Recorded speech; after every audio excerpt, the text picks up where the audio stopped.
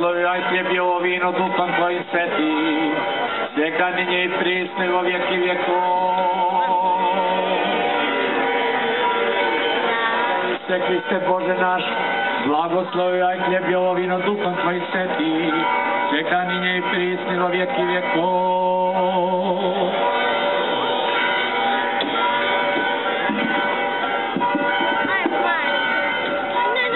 Slavu i čast, presvjate Vladičice naše, Bogice, pisne Djeve Marije.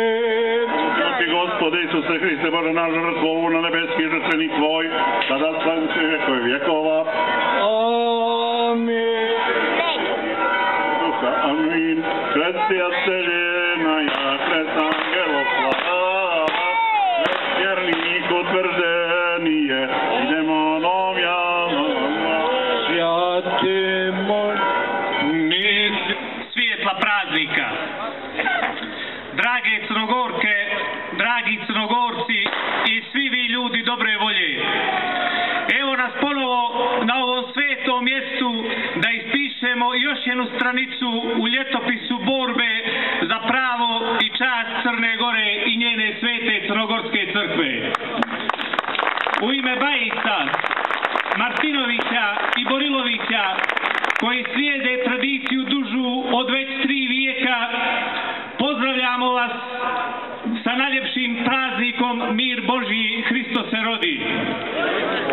Uz Badnjak donosimo vam i poruke mira, ljubavi, bratske sloge, pomirenja i bratskog praštanja, ali i poruke da za nas ništa svetije i ništa preče nema od Crne Gore, njenog naroda i njene svete Crnogorske crkve. Znamo mi, a znaju i oni, da će brzo doći dan kada će vladika Crnogorski ustati sa stolice Svetoga Petra, koja mu i nebeskom i zemaljskom pravdom predodređena da blagoslovi Badnjak pomirenja, koji ćemo mi Bajici sa ponosom donijeti i naložiti.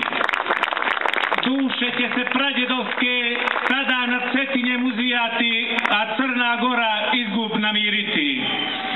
Pozdravljam još jednom s najljepšim pozdravom kojim je nebo za vječnost zemlju obasjalo.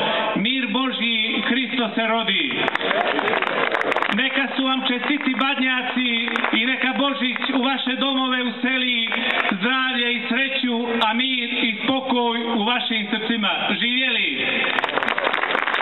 Umjesto pred našim crkvama nalažemo badnjake na trgovima livadama, a ispred Cetinskog manastira ih nalaže Srpska crkva koja predvodi otpor protiv nas i naše domovine. U Boga se nadamo da će ubrzo doći dan i da se crnogorsko crkveno pitanje i pitanje crkvene imovine počne napokon rešavati. Tako je bar ovih dana u štampi najavila vrhovna vlast Crne Gore. Budite blagosloveni. Hristos se rodi, vaistinu se rodi.